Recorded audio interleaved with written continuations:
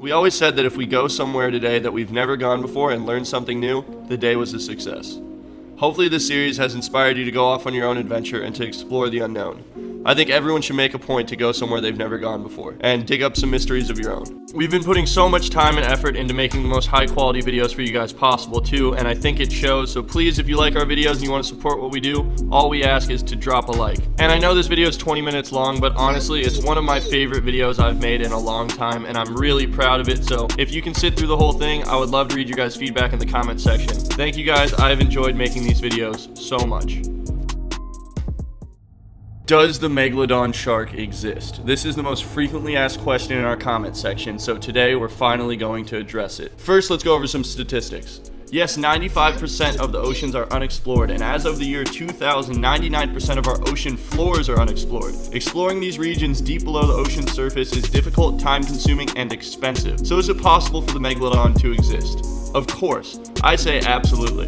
But I'm going to go over some of the reasons why I do and don't believe the Megalodon exists, along with go over all the evidence that's out there. To start, it was believed that Megalodons were shallow water predators. While we don't know how far Florida was underwater, we can assume that it wasn't ever at the deepest depths of the ocean. So the fact that we find teeth in Florida, to me, is proof that these sharks did inhabit shallow water. I bring up this point because if the Megalodon does still exist, I think we would have hard evidence by now. More recently, people have been going crazy over this photo that was taken of a great white shark that was bitten in half by an even bigger shark. Megalodon fanatics everywhere were very quick to say it was a Megalodon. And who knows, it might have been, but great white sharks do get to be big enough to do some damage like this. The biggest verified shark ever caught was 20 feet, but fishermen across the world claim to have caught sharks bigger than their 30-foot boats. I believe the biggest claims for a shark was 37 feet, and a fisherman in Florida who caught one of the biggest sharks ever caught was quoted saying, "This is just the baby, wait till you see his mama."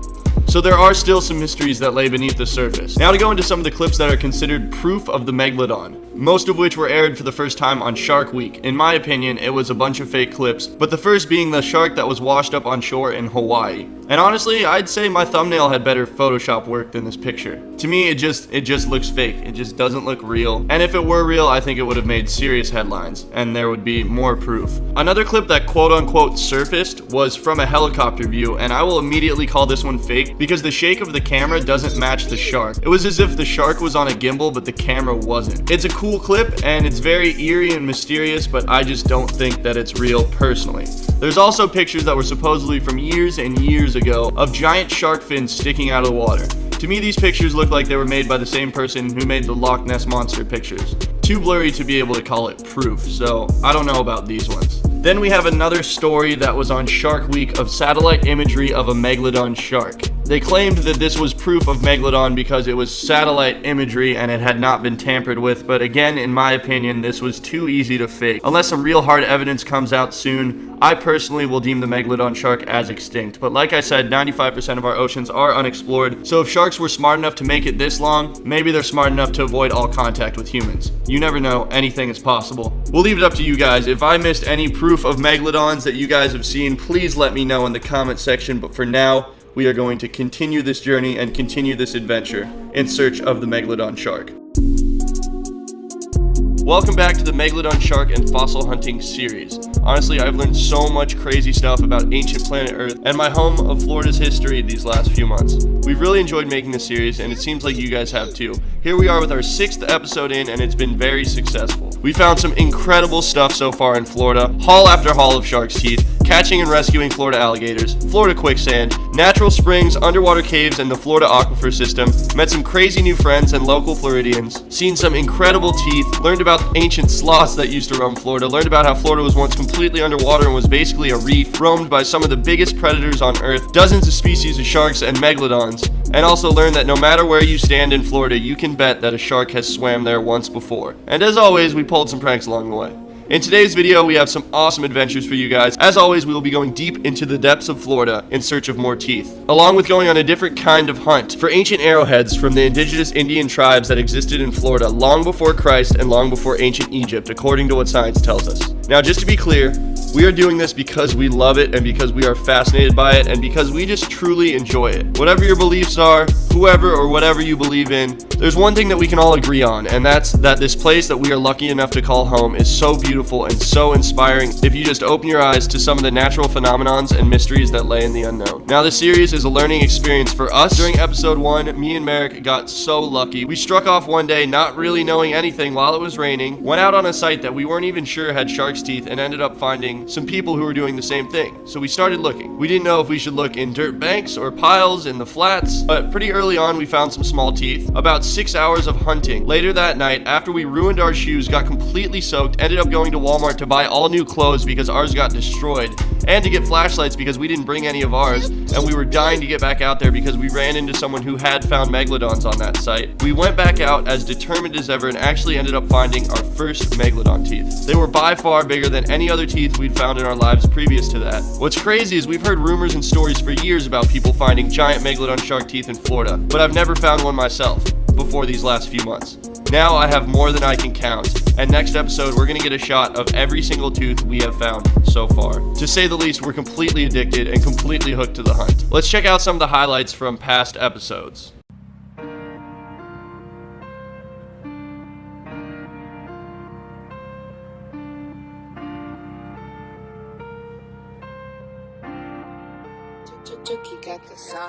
After all these discoveries, we've become so intrigued by our planet's history. It's crazy to think that the shark and the crocodile are some of the only animals on the planet of their size to survive through it all. These animals roamed the earth while the dinosaurs were alive and somehow made it through everything to still exist today. If sharks weren't still alive today, we really wouldn't have a clue what they looked like, because the teeth are the only thing that remains from the ancient times when sharks and dinosaurs existed, since sharks don't have bones to fossilize. Crazy fact is that bony fish are actually more closely related to us than they are to sharks. Sharks are basically big, swimming, stretchy muscles.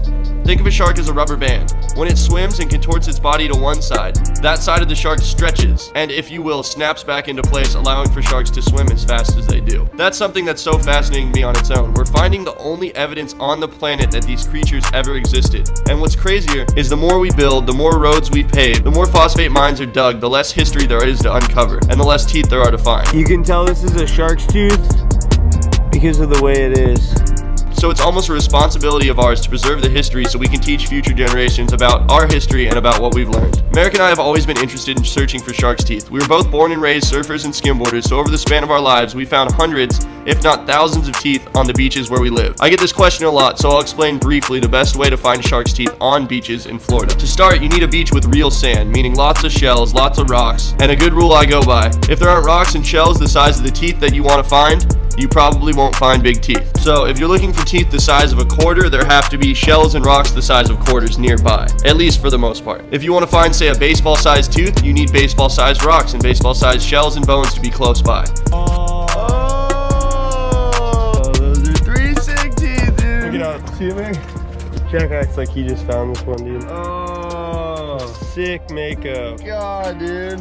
I would not want to get bit by that. So if you're at the beach and you find a big patch of shells and rocks near the water, that's a good place to start. You won't always find teeth, but if you're in Florida and you have a little bit of luck on your side, you'll score. A couple places you can almost always find teeth are the Venice area and outside of Jacksonville, like St. Augustine, Villano area. I would also like to address comments about the megalodon teeth we're finding. Some people say the teeth we're finding aren't megalodon teeth because megalodon teeth are the size of your hand. While yes, they do get to be huge, some sharks lost more than 25,000 teeth in their lifetime. They had rows and rows of seemingly unlimited teeth that would pop out like a never-ending vending machine.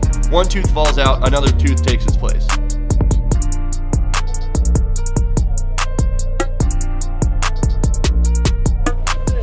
Oh! No way! Stick ball! What the f*** is that? Oh my god, dude. Nice.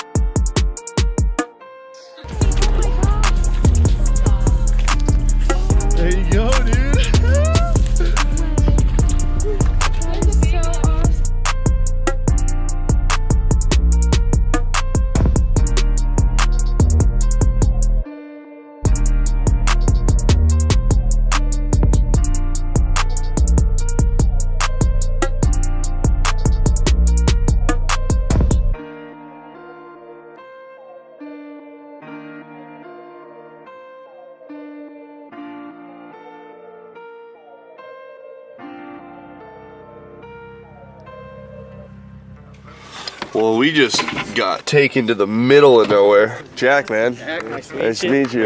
Eric? Merrick. Yeah. Sam. But yeah, let me give you a little tour. Yeah, for sure. So he's been digging in a hole that we're going to be at today. Uh-huh. So this is kind of hopefully some motivation. I don't know, but this is some stuff he's pulled out. And these are Wow. heartbreakers because nothing's cool. He's been having a rough go at it. If I found a heartbreaker, I'd be more than excited because I've never even found an artifact. Yeah. Can I ask you a question? What's up? How many times do you break that? You know, it's pretty rare for how crude a shovel is. Yeah. You know, you think like you're hacking away. I'll show you later. You're slicing, and you really don't. Because I see your videos Now- where you're taking them out of the Yeah. wall, and it looks like it's like I've seen where it makes Blows my mind. There's like gnarly energy. They're really fine-tuned. I mean, you can feel a little flake as big as your fingernail. You can That's tap it. so nuts. So I've never broke one, but I guess you can if you're just whaling at it. I'm gonna tell you honestly, like as cool as hunting made teeth is, like finding a real arrowhead has been like one of my biggest dreams. Since I mean, this is cool stuff. This is cool because see, these are all coming from the. These are about 5,000 to 8,000 years old. So this is predating the pyramids, Jesus, if that's what you think.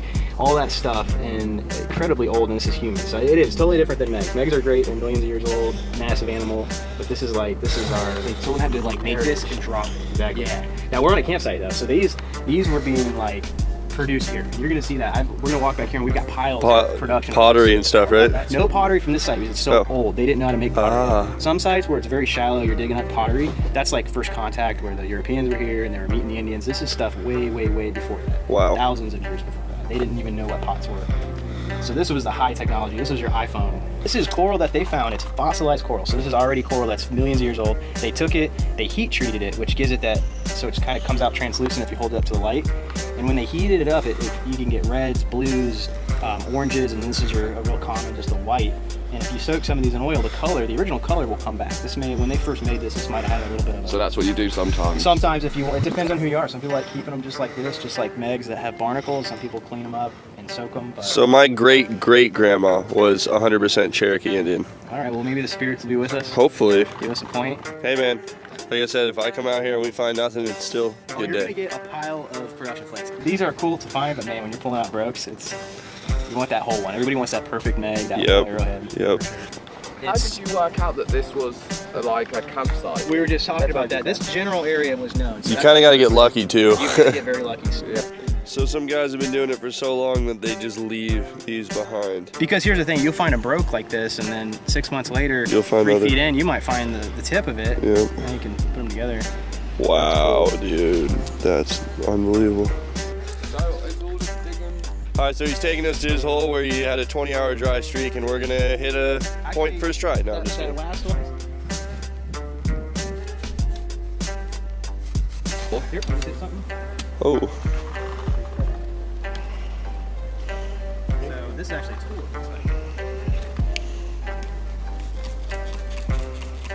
This looks like a scraper. You can tell because they've worked an edge on it.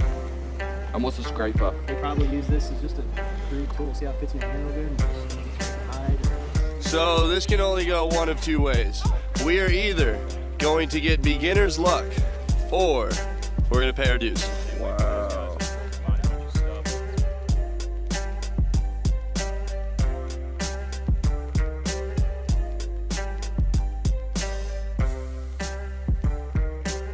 All right, so this guy came out here and thinks he thinks he can just invite us out here and bamboozle us and throw an arrowhead onto a grate like that. First shovel toss.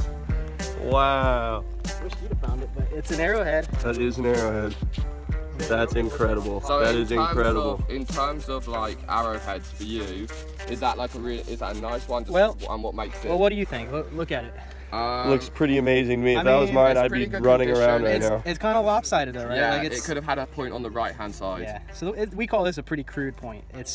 Maybe it got broke, It's not but that defined, right? it's all there. But look what he's got this side kind of It looked like a kid was practicing. right. Like maybe this wasn't a very masterful guy, and he's just busting a couple out. But it's all there.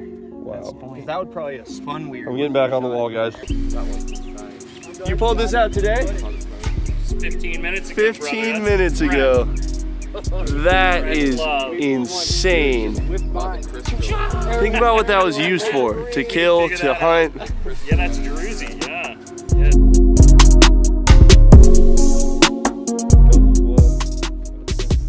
Alright. Oh, no way. Is he live over there? Oh, I was just digging, dude. Dude, I said it stopped my shovel. Oh! Smoker. Oh, dude. That's beautiful. Let me see that. Oh my god. Let me get the close-up one. Oh, killer. Dude, that is a stamped out freaking Kirk. I cannot believe it, dude. What? Oh, man. Dude, hey, all thanks to this guy. All right, so I guess now's a good time to do the plug. Him and his buddy have kind of turned us on to this style of digging and hunting for Indian artifacts.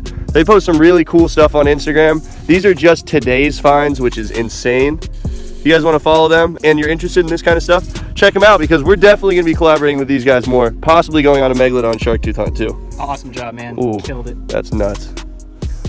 Look at him dig. After a few more hours of digging, we didn't end up pulling out any more arrowheads, but we planned on going and hitting another shark tooth hunt later that evening. The following footage is from that night of shark's tooth hunting, along with the following 2 trips that we've made since then. Did you grab it? What is it? I think I see one. Right.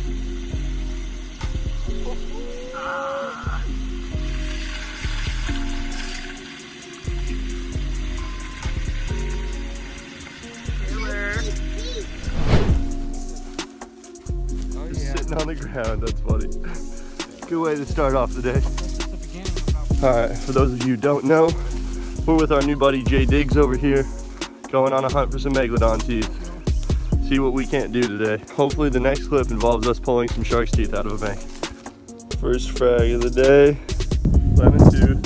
Look at all those bones though, oh my gosh. That is a lot of bone right there. They're here. Juke Squad, look at this friggin' killer. That sick Oh, color on that wow. thing, dude. It's the first Meg. That might not even be a Meg. It looks like a Meg. I don't know.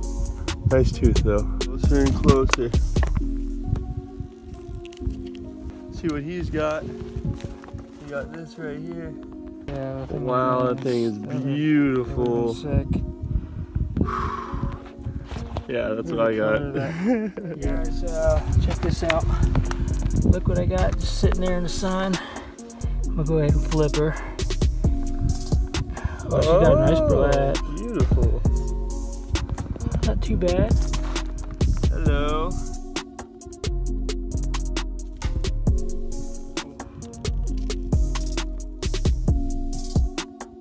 Careful.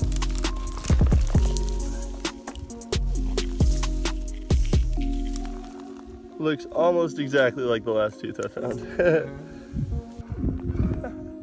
There's your pedestal, Meg. That's fun. On the pedestal. Oh, I just knocked it off. Oh, that's a nice one. Yeah, it's not that bad. Ain't a bad tooth at all.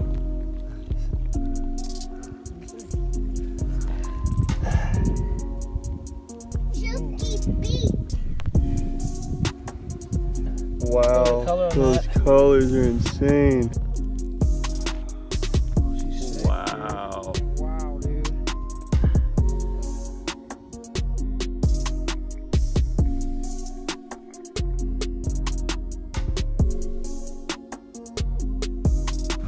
Alright, so we have about an hour-long walk back to the car. It is hot as hell. We're out of water, and I'm not sure I've ever been so thirsty in my life. And also that we can find some shark's teeth. Before we look at our haul of teeth for this episode, if you guys enjoy this series and you want to take a part of history home with you, we have hand-wrapped shark tooth necklaces, wrapped ourselves, found ourselves, we ship them out ourselves on jukesquad.com. I will warn you, all of the teeth sold out in one day the last time I mentioned we were selling teeth in a video, so get them while you can and stay up to date on my Instagram for when we're throwing more on the shop. Support the dream, jukesquad.com. And here we are. I'm going to start off with my favorite finds. Of course, this being one of them, my first arrowhead. The serrations are just insane. This thing was so precisely made, it's kind of amazing. I knew it was a good one because after I found it, Rick's face kind of said it all. I think he was a little bit jealous of this thing. But I mean, just the colors, it's just perfect. Then wow, all these teeth. I'm going to start with my favorite tooth of the entire hunt. The colors the serrations, everything about this tooth to me is amazing.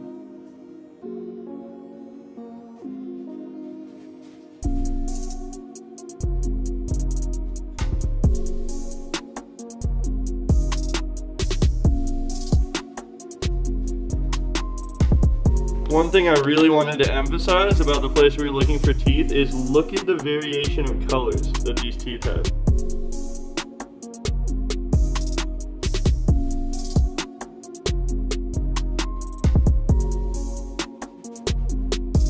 Some stingray barbs, and I don't know what that thing middle right is, but oh man, the heartbreaker of the entire episode, for me at least, would have been a beautiful blue and white Bone Valley Meg. But you know, maybe next time. These are some of the bigger Megalodon chunks that I found. No complete Megalodons this episode, which is a first actually for us, but you know, it's hard to complain when you're still finding all these shark's teeth. I actually scored on Hemis this episode too, so many Hemis. I think I found my biggest Hemi and my smallest Hemi, all in one episode. Oh, just a bunch more blues, a ton more little teeth. Can't go through all of them. Then we got the oranges, or they call the golds. Beautiful teeth.